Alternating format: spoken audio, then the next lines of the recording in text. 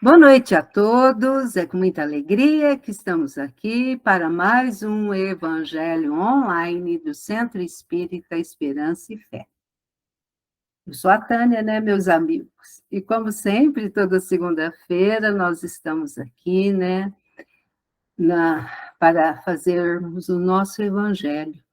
Esse Evangelho que tem o amparo, a proteção espiritual da equipe do senhor José Marques Garcia, né?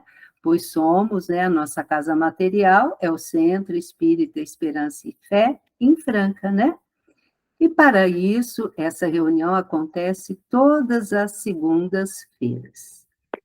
Como é de costume, meus amigos, eu vou convidar o nosso amigo Ronaldo. Ronaldo, seja bem-vindo, meu amigo. O Ronaldo vai fazer a leitura para nós do pequeno grande livro Caminho, Verdade e Vida, né? Esse livro que eu falo que é o nosso pequeno grande livro. Ronaldo, seja bem-vindo, meu amigo. Boa noite a todos. Boa noite, querido.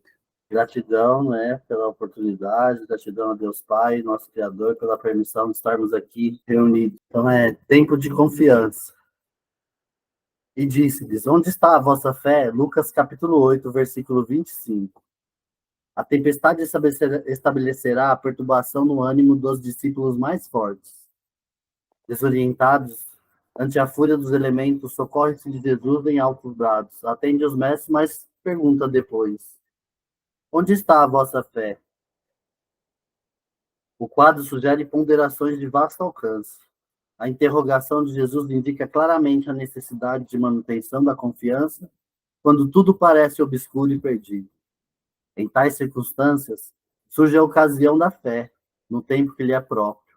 Se há ensejo para trabalho e descanso, plantio e colheita, revelar-se-á igualmente a confiança na hora adequada. Ninguém exercitará otimismo quando todas as situações se conjugam para o bem-estar. É difícil demonstrar-se amizade nos momentos felizes. Aguardem os discípulos, naturalmente, oportunidades de luta maior, em que necessitarão aplicar mais extensa e intensivamente os ensinos do Senhor. Sem isso, seria impossível aferir valores. Na atualidade dolorosa, inúmeros companheiros invocam a cooperação direta do Cristo. E o socorro vem sempre, porque é infinita a misericórdia celestial, mas, vencida a dificuldade, esperam a indagação. Onde está a vossa fé? E os outros obstáculos sobrevirão, até que o discípulo aprenda a dominar-se, a educar-se e a vencer, serenamente, com as lições recebidas.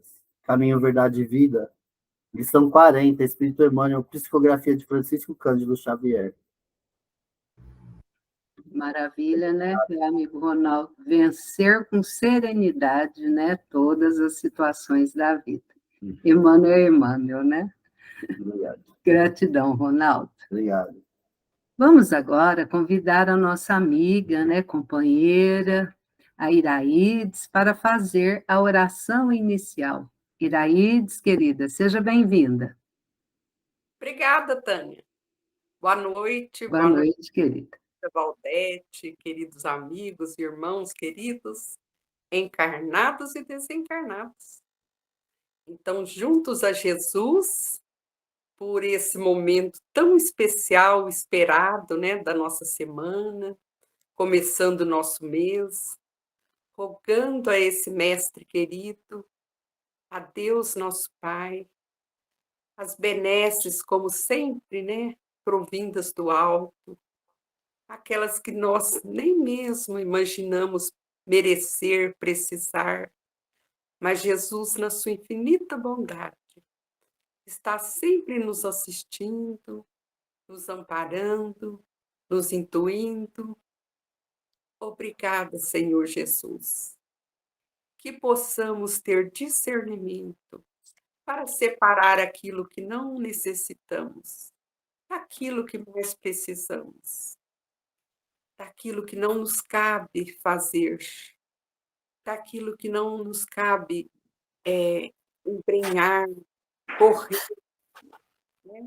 Mas que possamos acerenar os nossos corações para cumprir aquilo que viemos, para estudar, meditar, principalmente à luz do Evangelho, porque assim possamos seguir Jesus, seguir o caminho, seguir aquilo que nos cabe a cada dia e dando um passo a mais, né, no nosso aprendizado, as lições que vão chegando.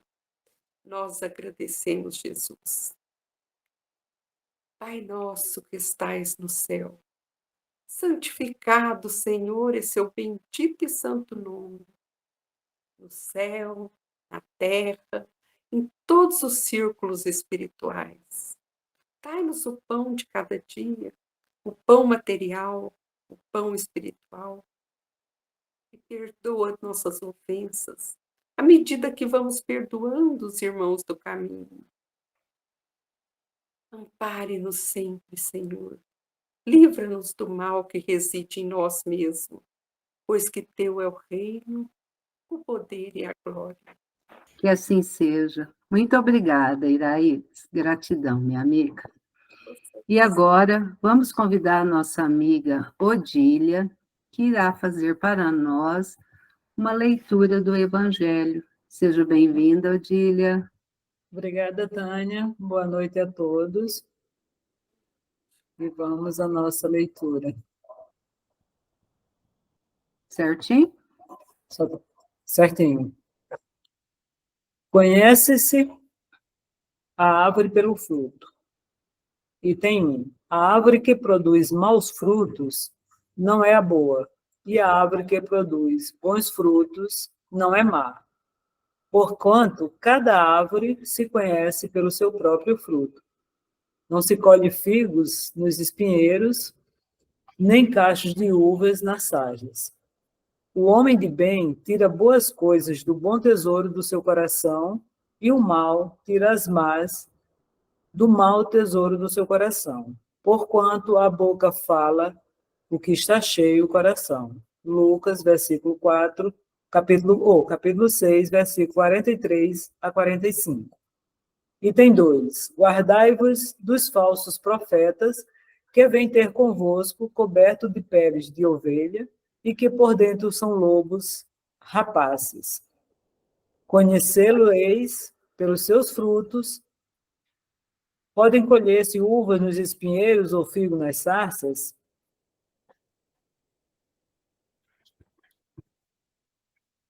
Assim, toda árvore boa produz bons frutos, e toda árvore má produz maus frutos. Uma árvore boa não pode produzir frutos maus, e uma árvore má não pode produzir frutos bons. Toda árvore que não produz bons frutos será cortada e lançada ao fogo. Conhecei-la-eis, pois, pelos seus frutos. Mateus, capítulo 7, versículo de 15 a 20. Item 3. Tende cuidado para que alguém não vos seduza, porque muitos virão em meu nome dizendo, eu sou o Cristo, e seduzirão a muitos. Levantar-se-ão muitos falsos profetas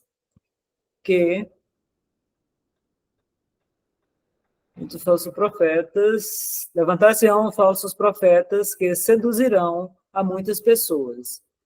E porque abundará a iniquidade, a caridade de muitos esfriará. Mas aquele que perseverar até o fim se salvará. Então, se alguém vos disser, o Cristo está aqui ou está ali, não acrediteis absolutamente, porquanto falsos cristos e falsos profetas se levantarão e farão grandes prodígios e coisas de espantar, ao ponto de seduzirem, se fosse possível, os próprios escolhidos. Mateus, capítulo 24, versículos 4, 5, 11 a 13 e 23, e 24. Marcos, capítulo 13, versículos 5, 6, 21 e 22. Allan Kardec, Evangelho segundo o Espiritismo, capítulo 20, Os Trabalhadores da Última Hora. Que assim seja. Muito obrigada. Então, né, meus amigos, depois dessas leituras que nos trazem reflexões, né, vamos convidar agora a nossa amiga Valdete. Valdete, seja bem-vinda, querida. Muito boa noite a todos. Boa noite, Estamos querida. aqui com muita alegria, mais uma vez, para continuar esse trabalho com esse grande homem, grande espírito, que trouxe para nós esse relicário das suas experiências pós-morte. Vamos lá, né? Frederico Figner, mas ele coloca o pseudônimo de Irmão Jacó. Valdete, antes de começar, tem alguma coisa a ver o pseudônimo dele ou não? Ou é de outras encarnações? Não, é porque ele era de família judia, e a gente sabe que o Jacó é o pai das 12 tribos, é o pai do povo de Israel, porque descende dos 12 filhos de Jacó, até ele, naquele sonho que ele teve da grande escada, né? Quando ele ia em busca lá do tio e casou com as duas primas, Raquel e Lia, ele então, no caminho, ele sonhou. E ele, então, falou que ele teria o nome de Israel. Então, o Estado de Israel descende daquela trilogia, Abraão, Isaque, Jacó. Jacó era o neto de Abraão, filho de Isaque. E, então, o nome Jacó entre os judeus é muito comum. E ele resolveu pôr, então, irmão Jacó. Então, tá. Então, vamos lá, né? Vamos iniciar.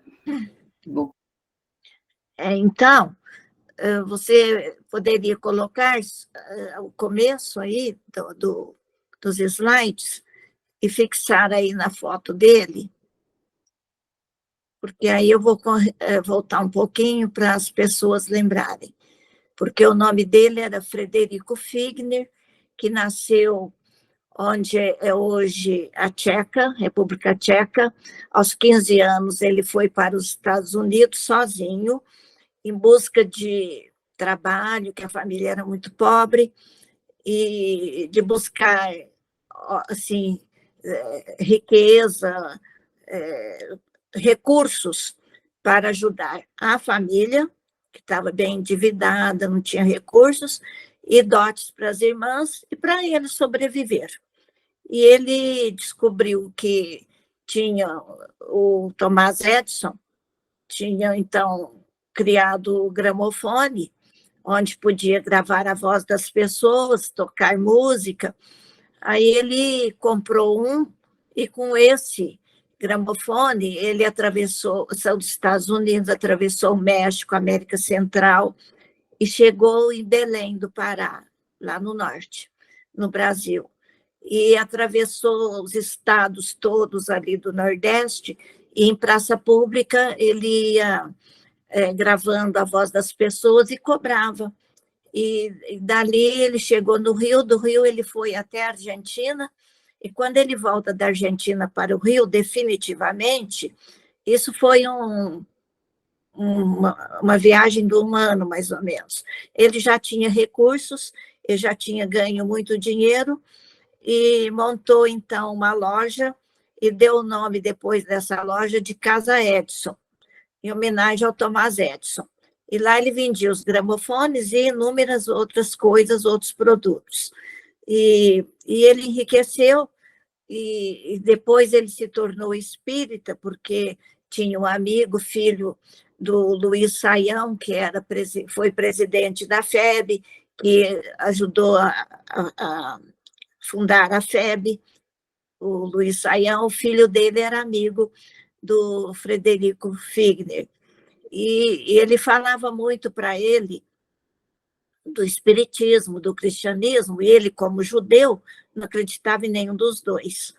E eu via aquilo, não dava importância, até que ele pediu para aquele filho do Saião que buscasse um receituário lá na FEB para a mulher de um empregado dele aqui de São Paulo, que estava com um problema muito difícil, precisava de uma cirurgia muito delicada, e os medicamentos curaram a mulher, ele ficou impressionado com isso. Então, ele resolveu, e outros fatos que aconteceram, que ele foi fazendo o teste, e ele começou a orar para Jesus, e viu que dava resultados sempre positivos. Então, ele passou a ler a obra de Kardec, o Evangelho de Jesus, estudou afinco, integrou-se na FEB e passou a fazer caridades e a trabalhar com o receituário que ele distribuía para as pessoas. Ele pegava com os médiuns na FEB, às vezes ele chegava a pegar 150, 200 receitas por dia para distribuir para as pessoas, ele dava os medicamentos, ele era muito caridoso, só que ele era muito elétrico, muito impaciente, então ele mesmo fala que ele não tinha a docilidade no tratamento com as pessoas, porque a vida o levou a ser muito prático, muito objetivo e muito racional, então ele faltava nele essa afetividade maior com as pessoas.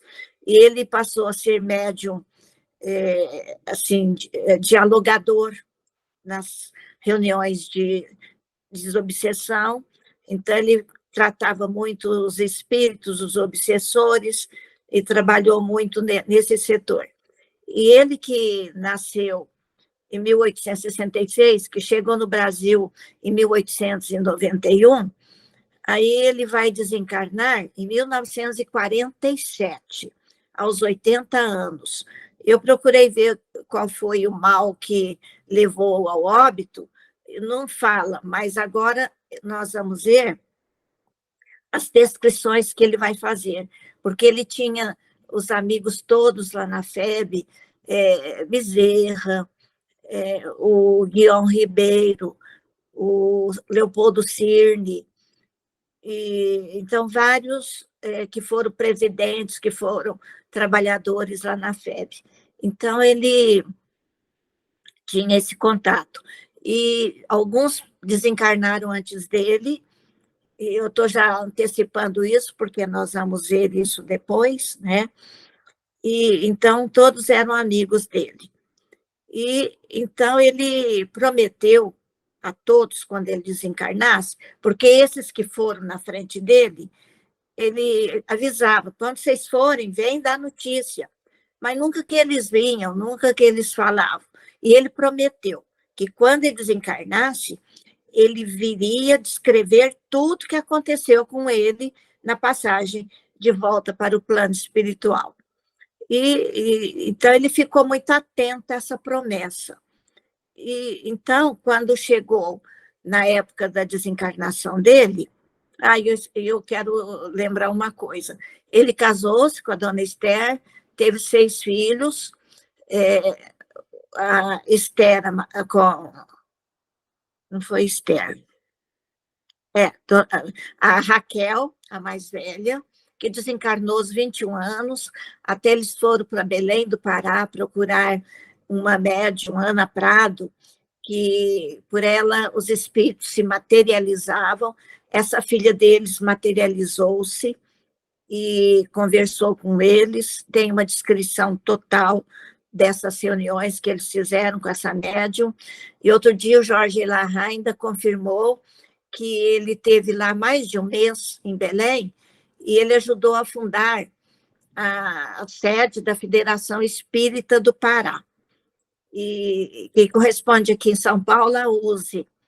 E, então, essas federativas dos estados, a do Pará, ele ajudou. Pouco tempo que ele teve lá, ele já participou, ele já ajudou.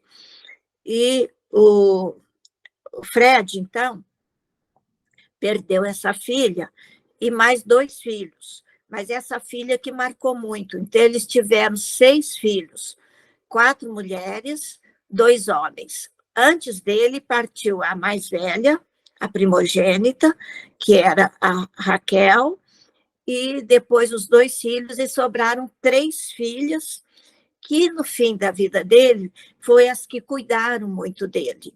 E a herança dele, ele doou uma grande parte até para o Chico, mas o Chico devolveu, né? E ele acabou doando para a FEB e para as obras da FEB, e a parte da herança das filhas ele respeitou, das 3 que ficaram.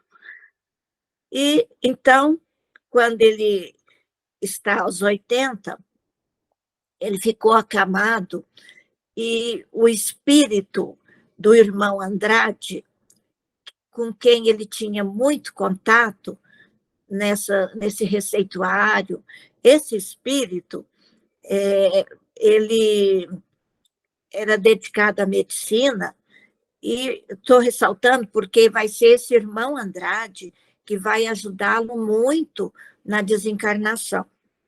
E ele trabalhou muito com esse espírito lá na FEB, e esse espírito era dedicado à medicina, como eu falei.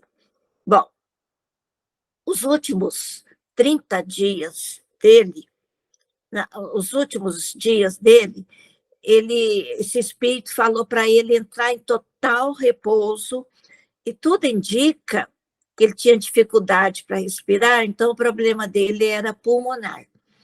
Então o problema era a respiração, muita dificuldade, ele teve que abandonar todas as atividades e ficou acamado. Isso para ele era horrível, porque ele que era tão dinâmico, mas ele obedeceu porque o espírito cobrou dele com energia, para ele ficar em total repouso. E com isso, ele passou a se autoanalisar mais ainda. Então, ele percebia as falhas que ele teve, fazia um balanço de tudo que ele fez, e os colegas, os amigos o visitavam sempre. E quando chegou no ponto, porque ele conhecia muitas narrativas da desencarnação, os livros, além dos livros de Kardec, ele lembrava muito do livro do Ernesto Bozano, A Crise da Morte, onde o Bozano descreve o processo de desencarnação. E como ele desencarnou, então, em 47, em janeiro, e como André Luiz já tinha psicografado através do Chico Nosso Lar, Os Mensageiros, Missionários da Luz, Obreiros da Vida Eterna. E Obreiros da Vida Eterna narra ali a desencarnação, acho que de 5 ou 6 personagens. E tem um, que é o Dimas, que fala todo o processo de desligamento do espírito do corpo, através do desligamento do perispírito, e, por último, corta o laço que o espírito acopla naquele perispírito que foi retirado do corpo. Então, ele lembrava muito desses detalhes. Nas últimas 30 horas dele, ele começou a sentir que os pés e as mãos, principalmente os pés, estavam enrijecidos, enregelados. Aí ele falou, começou o meu processo. Ele estava tão consciente que ele começou a se autoanalisar. Então ele falou, chegou a hora da minha partida. Então ele foi acompanhando. Então ele viu que os pés ficaram já sem vida, estavam gelados, ele começou a perder os movimentos, ele não tinha mais condição de mobilizar os braços, depois a voz dele, ele não tinha mais condição. Aí, de repente, ele começou a perceber que ele estava sendo envolto com uma nuvem. Do lado esquerdo dele, assim, tinha umas nuvens, parece gás, que o envolvia, e ele estava ficando, não conseguia dormir, se dormia era um sono muito atribulado, e a inteligência dele estava ficando muito lenta, ele não conseguia pensar as coisas direito, mas ele foi sentindo que foi ficando aquela nebulosidade em volta dele. Então, é que ele já estava desligando o perispírito, mas ele não sabia definir e sentia isso. Aí, de repente, ele começou a sentir que parece que ele tinha 2 corações, um no corpo e outro além, e sentiu uma pressão muito grande no peito, parece que o peso. Aí, nisso, ele parece que percebeu mãos fazendo passe nele, e ele sentiu que era esse irmão Andrade. Aí ele queria orar, não conseguia, aí ele percebia que esse espírito foi fazendo passes longitudinais, e ele percebia aquelas mãos assim, e foi se acalmando e sentindo menos opressão, e de repente o espírito passou a fazer passe na cabeça. Ele ficou umas 2 horas, envolvendo a cabeça, envolvendo. Aí ele resolveu fazer uma prece, fez, ele ficou mais tranquilo, mas aquilo ele não parava de perceber. Nisso ele sentiu um choque na cabeça, parecia um choque elétrico, que até parece que abalou o corpo. Aí ele pensou, cortar algum fio meu. E nisso ele sentiu que ele tinha 2 corpos, um embaixo e outro em cima. Mas ele não conseguia, a visão estava turva, aquela nuvem do lado parou, mas ele sentiu que tinha 2. Mas ele não queria olhar muito o corpo dele, que estava sem vida, ele já percebia que o corpo físico, mas no fim, quando ele viu os 2, ele não sabia se era um homem morto ou se era um espírito, se ele já era o espírito fora do corpo, então ele estava totalmente em dúvida. Aí ele fez uma prece, e nisso o olhar dele vislumbrou a filha. Só que aqui no livro ele troca o nome da filha. O nome da filha, que era Raquel, agora ele dá o nome de Marta. Então, daqui para frente eu vou falar só Marta. Ele trocou o nome dele e trocou o nome da filha também. Essa que havia desencarnado. Ela estava linda, maravilhosa, ele ficou muito emocionado de vê-la. E ela, então, se aproximou dele, sentiu, né, que ele estava muito emocionado e que ele queria fazer prece e não conseguia. Aí ela começou a orar o Salmo 23. E ele foi acompanhando muito emocionado aquele salmo, e fez com que ele foi aliviando, ele sentindo mais leve, não estava tão fraco, porque a fraqueza que ele sentia era muito grande. Ele não mexia braço, ele não conseguia falar, então ele sentia uma fraqueza tremenda. Aí ele foi ficando mais sereno, mais tranquilo, e a filha se aproximou, acariciou, e então ele desanuviou e conseguiu enxergar. Aí ele vê perto assim dele 2 vultos, e que ele percebe era o irmão Andrade e o doutor Bezerra de Menezes. Junto com a filha, vieram recolhê-lo. Aí ele fica emocionado, aí eles chegam perto dele, pede tranquilidade, serenidade, e fala, você tem que erguer daqui, você tem que sair daqui para repouso. Aí eles levantaram-no, ajudaram-no, e falou, você agora vai amparar em nós, e nós vamos, e a casa dele não ficava muito longe da praia, nós estamos falando ali do Rio de Janeiro. Aí eles resolvem levá-lo para a praia. Aí chega na praia, ele caminhou pouco, mas ele sentiu, ele era muito observador, que as luzes ali fora estavam mais belas, mais brilhantes, que as luzes sobre o casario, as luzes sobre tudo eram mais lindas.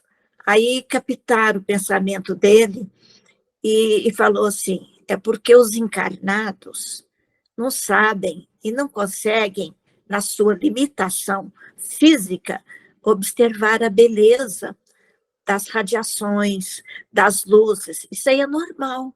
É porque você se desvencilhou agora daquele corpo físico. Então, você consegue enxergar a realidade. é que os que estão encarnados não conseguem perceber essa maravilha, desses tons, desse brilho das luzes. Aí chegaram lá na praia, deitaram-no, a filha sentou, aconchegou no colo, e fizeram passes e falaram para e ele foi ficando sonolento, uma vontade de dormir. Doutor Bezerra, você tem que repousar e dormir agora. Aí ele não sabe como dormiu. A gente percebe que ele desencarnou à tarde, à noitinha, mas ainda havia ficado um laço para desligar. Por isso que ele sentia tanta dificuldade, ele estava tão fraco, porque ele tinha um laço que ficou preso. E ele percebeu isso, esqueci de falar, naquela hora que chegaram o doutor Bezerra e o irmão Andrade, ele arregalou a visão e viu na cabeça dele um fio prateado. Então, esse fio estava ligando ele ainda ao corpo físico, e ele viu. O danado viu tudo, o que ele estudou, que ele viu, só que ele comenta aí, dizendo que ninguém conseguiu escrever até hoje o que realmente a gente sente e passa no desligamento, na desencarnação. Nem o espírito ainda descreveu, com os detalhes aí que ele fez, né? Então, ele descreveu tudo. E então, ele vai, então, dizendo que ali ele sente necessidade do repouso, e quando ele dorme, ele não sabe quanto tempo, mas já estava amanhecendo o dia. Então, ele deve ter dormido à noite. E ele não sabe que tipo de sono, muito diferente do sono daqui. Esse sono que ele teve, ele não sabe nem descrever direito. E só que quando ele desperta, estava só a Marta do lado dele. Aí perguntou dos outros dois. Ela falou, eles tiveram que se retirar para atender outras tarefas, mas eles já estão de volta logo, logo. Aí ele olhou que ele estava melhor, ele conseguiu erguer-se e olhou para si e viu que ele estava com roupão. E achou muito estranho e pensou logo assim, quem passar por aqui e me enxergar vai me ver vestido desse jeito? Ele ficou envergonhado. Aí a filha deu uma risadinha e falou, quem está preocupada agora com a vestimenta não está assim tão fraco e tão necessitado. Já melhorou bem. Aí falou, calma que tudo vai ser resolvido. E, ao mesmo tempo, ele pensava para onde que ele tinha que eles iam levá-lo, tal. Aí, nisso, chega de volta o doutor Bezerra e o irmão Andrade trazendo um terno para ele. Aí, o irmão Andrade ajudou a vesti-lo, e era um terno cinza, bem leve, como daqueles tipo que ele gostava de usar no verão, porque o Rio é muito quente, então, naquela época usava terno, mas de certo era um terno tipo de linho, só falou que era um tecido mais leve, como os que ele usava no verão. Aí ele ficou melhor. Aí falou, agora nós vamos voltar lá para a sua residência, onde está sendo o velório. Aí, só que você não vai se aproximar muito do corpo. E o doutor Bezerra já explicou. E eu ainda tenho que cortar o último laço. Será que você vai suportar? Ele falou, vou. Aí, quando eles foram voltando, ele ficou impressionado de ver o movimento de desencarnados e encarnados. E nisso, eles iam caminhando, os 4. E vem uma senhora encarnada, cheia de pacotes, e vem no rumo deles. Aí ele fez menção para se afastar, os outros ficaram quietos. Aí a mulher vem, pumba, atravessa por eles.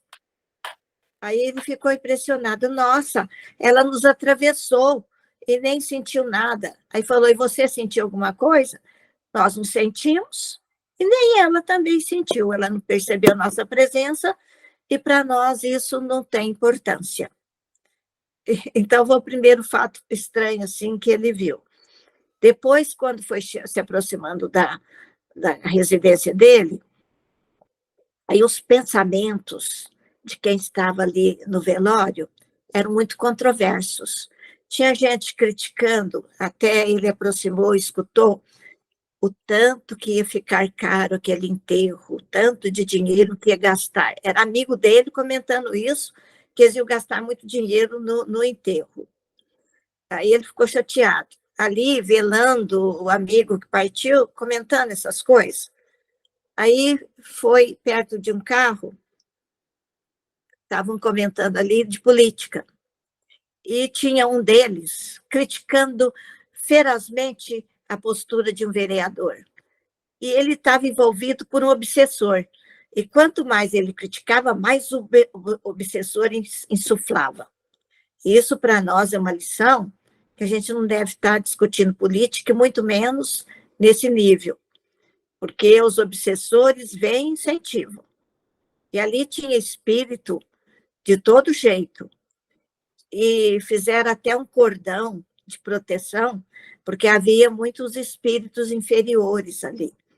E mesmo havia presentes, tanto espíritos como encarnados, pessoas que gostavam dele e que não gostavam. Então, essa controvérsia de pensamentos fez com que ele sentisse de novo fraqueza, que ele voltasse a ter um pouco de falta de ar. Então, atingiu. E o doutor Bezerra e o irmão Andrade e a Marta falavam: eleva o seu pensamento, ore, não se envolva nisso daí. Nisso, ele percebeu perto 2 espíritos inferiores que ficavam falando assim. Lembra? Falando um para o outro.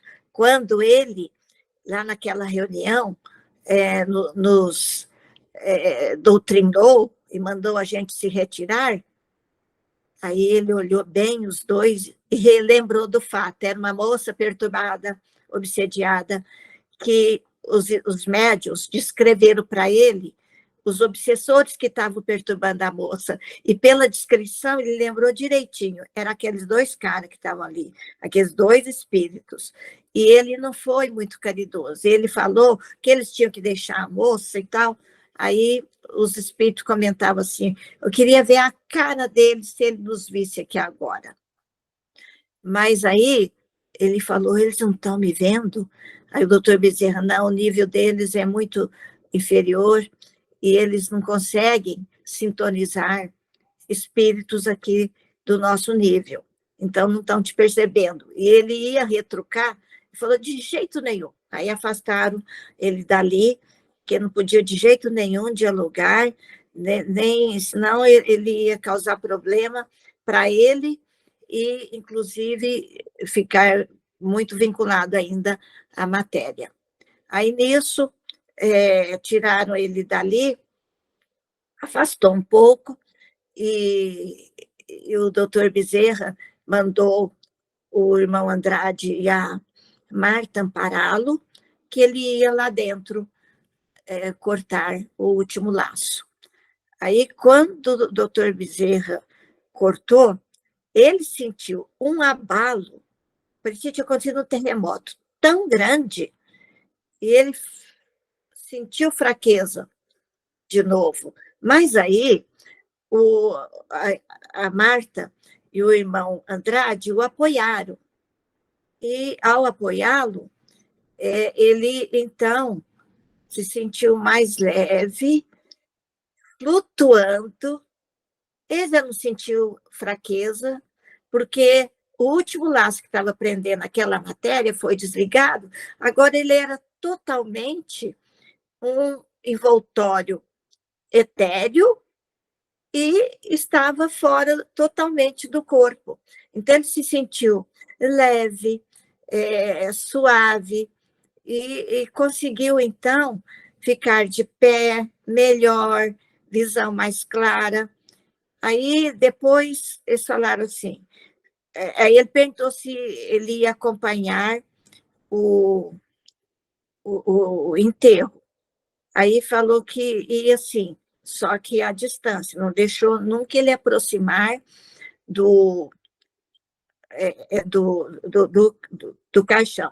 Aí eu estou vendo essa figura aí, o único carro, ele então lastimava, que os amigos dele ali, com outros assuntos, ninguém estava fazendo uma prece para ele, para ajudá-lo, mas nisso ele viu um carro onde tinha feixes de luz envolvendo o carro. Aí ele se aproximou, eram amigos que estavam orando com sinceridade por ele. Então, fez um bem danado. Ele sentiu-se mais leve ainda e ficou feliz de ver que tinha gente orando com sinceridade por ele, e as luzes daquelas orações o atingiram diretamente, fazendo um bem muito grande. É porque eu estou vendo aí a imagem, né, e eu tinha esquecido de falar. Aí acompanharam o velório, né, mas quando chegou na porta do cemitério, eles tiraram ele, não deixou ele entrar, não deixou ele ver a cerimônia, nem nada. E levaram ele, aí o Bezerra e o irmão Andrade perguntou se ele queria, já estou passando da hora? Valdete, eu acho que a gente poderia parar aqui, porque agora vai começar aquela outra parte, né? Vai, Então, a porque já parte são quase, dele já quase viajar. 2 horas, né? Aí, se a Então, gente nem parar que... agora, Tá bom. E, então, eu só queria antecipar que antes dele começar a fazer todas essas narrativas, ele fala que ele, depois que ele já estava melhor, tal, ele começa a visitar os centros espíritas, os lugares onde ele trabalhou. E ele percebia que aquele número menor de médiums, de pessoas frequentadoras, era nada perto do tanto de espíritos protetores, de espíritos necessitados que estavam presentes ali na reunião. E que nem sempre os trabalhadores encarnados estavam preparados. Ele tentou comunicar-se por alguns deles, não conseguia sintonizar, mas alguns médios percebiam a presença dele e descreviam que o irmão Frederico estava ali, né? O irmão Jacó, no caso agora. E só isso, mas ele não conseguiu comunicar-se, até que ele resolve ir lá no Chico. E quando ele chega lá no Chico, ele vai sempre lá, acompanhado do irmão Andrade e o doutor Bezerra, que estava sempre com ele. Aí ele vê que estava bem diferente ali o centro. Ele foi lá nos anos 35, e agora era o ano 47, quase 48. Aí ele chega lá e vê o presidente Emanuel, né? Que era o presidente do trabalho, e outros espíritos, e o André Luiz estava presente. E então ele chega e fala que ele gostaria, né, se ele não poderia passar tudo que ele tinha vivenciado para os amigos. Aí Emanuel fala, não, não é assim, porque ele achava que desencarnasse, estava pronto de lá para poder já comunicar. Não, não é assim. Aí falou, André Luiz aqui, ele ficou 700 dias acompanhando aqui o médium Chico Xavier, para ir se sintonizando com ele, se afinizando com o médium, para depois começar o trabalho. E não é assim. Ele ficou meio chateado, mas entendeu. E só sei que ele não conta agora quanto tempo foi, mas esse livro sai em 48. Então, foi um ano depois que ele desencarnou. Então, não foi logo imediatamente depois que ele desencarna que ele conseguiu. Eu estou com o livro aqui, né? É a capa antiga. No mês passado, eu mostrei as outras capas, né? O meu e o da Tânia é o mais antigo. O meu é edição de 72, mas ele saiu em 48. E essa aqui é a quinta edição. E, A então, minha é a 10ª. 10ª, com a 85. mesma capa, eles É. gostaram da capa. Essa é a quinta edição. E então foi isso. Aí, quando ele relata, ele já vai relatando as 30 horas dele, né, que ele acompanhou. Aí a filha explica para ele, né, que não é todo mundo que acompanha. Quando ele estava lá na praia, ela vai falando para ele, eu esqueci desse detalhe, que muitos, né, o doutor Bezerra também foi falando, muitos adormecem, não percebem nada do que acontece, depois despertos, nem têm consciência, outros ficam tão inconscientes que às vezes até reencarnam sem saber que já tinha desencarnado, né? Então, cada caso é um caso, e o caso dele foi diferente, porque ele conhecia, ele estudou, e ele fez questão de estar consciente e acompanhando aquilo que ele tinha estudado. Então, ele quis acompanhar. Por isso que a angústia, o sofrimento dele, ele acompanhou para e passo, porque ele quis, ele conseguiu, porque ele se propôs a isso, para poder narrar. Então, não é todo mundo que consegue, não. Né? A maioria Fica lá no cemitério, né, Valdete? Tem uns que fica, ficam até no cemitério. fica, e não custa se desvencilhar. Eu lembro daquele caso, daquele acidente do ônibus dos estudantes da Unifran, 6 meses depois, tinha uma moça sentada à beira do caminho, esperando a família buscá-la. Além de não ter noção que ela tinha desencarnado, ela achava que estava viva e ia à beira do caminho, 6 meses depois. Né? Então, cada caso é um caso, não podemos generalizar nada. Não. Né? Precisamos estudar, né, compreender a doutrina espírita, né?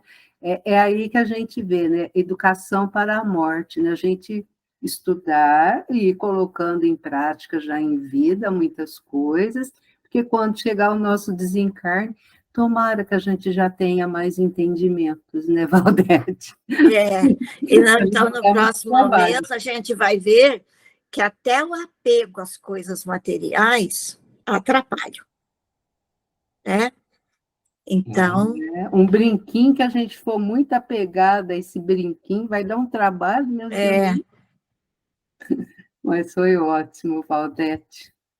Eu consigo. É muito detalhe. Não, é mas muita para nós não tem particularidade. problema. É bom vocês lerem o livro, porque é difícil você transmitir assim, né?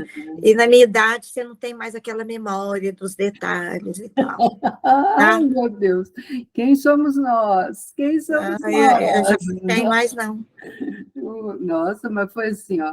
Eu me via muito ali, né? Porque muitas vezes a gente vai no velório e a gente não consegue manter essa sintonia de oração, de pensar no velório e tudo, né? Então, por isso que muita gente põe música. Eu lembro o velório da Dona Aparecida, do doutor Novelino, ficou todo mundo sentadinho, ninguém conversava, e era música, né? E sentados, não tinha jeito de ficar em pé fazendo rodinha, né? Aí, então, o velório foi aquela tranquilidade. Então a gente tem que tentar, né? Pelo menos, se mas vamos tentar, né? Põe a música, que a música vai acalmando tudo, né? Então, tentar manter aquela calma, tudo que... E mesmo os pensamentos, né? Sim, pensamentos controversos, falou que cria redes fluídicas e atrapalhou ele ali só dele se aproximar, já afetou. É verdade. É complexo.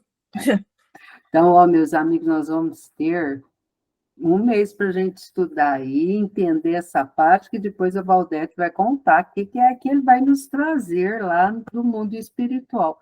E o duro que a Valdete vai voltar no dia 1º de abril, Valdete. Não é dia da mentira. Então, meus amigos, a outra parte do livro vai ficar para o dia 1º de abril, ok? Valdete, nossa gratidão, viu, amiga? Eu que agradeço. Foi muito bom. Cada dia a gente vai aprendendo um pouquinho mais, né? Eu relembrei, eu não lembrava, eu tinha lido faz tempo. Aham. Estou estudando junto. E vamos aprendendo, né? É. Mas está muito bom. Então, meus amigos, estamos iniciando o mês de março. A semana que vem, nós vamos ter aqui conosco a nossa amiga que sempre faz oração para nós inicial, né? Será a nossa amiga Iraídes, que irá estar conosco, né? É um tema do Evangelho, então está a cargo da nossa irmã. E na terceira segunda-feira será a semana da parábola. É a parábola do joio e do trigo. A nossa irmã, companheira de doutrina, de evangelização, a Doroti Pereira, irá fazer para nós a parábola do joio e do trigo, tá bom, meus irmãos? E na última semana é da USE. E esse mês é especial, que a última semana é a Semana da Família. Então, nós teremos um tema relacionado à família. Eu não sei quem virá para nós da USE Intermunicipal de Franca, tá bom? Então, fica aqui a nossa agenda, para a gente poder compartilhar com os nossos irmãos, tudo, né? E vamos estudando. O que a gente precisa é isso. Vamos devagarzinho, nesse grupo, a gente leva o evangelho para dentro dos nossos lares e vamos estudando também.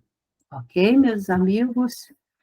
E agora, vamos para nosso momento final, e é o momento da nossa oração. O seu Adalto está aí para fazer a oração final para nós, enquanto o seu Adalto vai organizando para poder fazer a oração final. Vamos, meus amigos, acerenando as nossas mentes, os nossos corações. Vamos imaginar Jesus, os bons amigos espirituais, os amigos ligados ao nosso recinto familiar, a equipe também do senhor José Marques Garcia, irão visitar cada lar, levando os fluidos magnéticos, né, que eles recolhem no universo, para cada lar, para cada integrante de cada lar, fluidificarão as águas, realizarão os passes, que nós possamos estar, como foi dito na noite de hoje, né, em sintonia com a espiritualidade maior, agradecendo a cada momento essa oportunidade de estarmos aqui, nesse momento no planeta Terra, encarnados, aprendendo um pouquinho mais. E que essas energias benéficas possam ficar conosco e em todos os lugares que formos, possamos levar essa paz, essa energia que tanto nos acalma, nos tranquiliza e nos direciona para a prática do bem, do amor e da caridade. Que todos os nossos irmãos possam receber essas energias, os que estão nos hospitais, nos presídios, perambulando pelas ruas sem um norte, sem um destino. Aqueles que, de uma forma ou outra, estão envolvidos nos vícios, de todas as formas, né? Não vamos aqui citar. Vamos vibrar para os lares dos idosos, para as crianças, enfim, Senhor, vamos vibrar pela paz, pelo amor dos nossos governantes, do nosso planeta. Seu Adalto? Senhor, fazei de mim um instrumento da vossa paz. Onde haja ódio, que eu semeie amor. Perdão, onde haja injúria. Fé, onde haja dúvida. Verdade, onde haja mentira. Esperança, onde haja desespero. Luz, onde haja trevas. União, onde haja discórdia, alegria onde haja tristeza.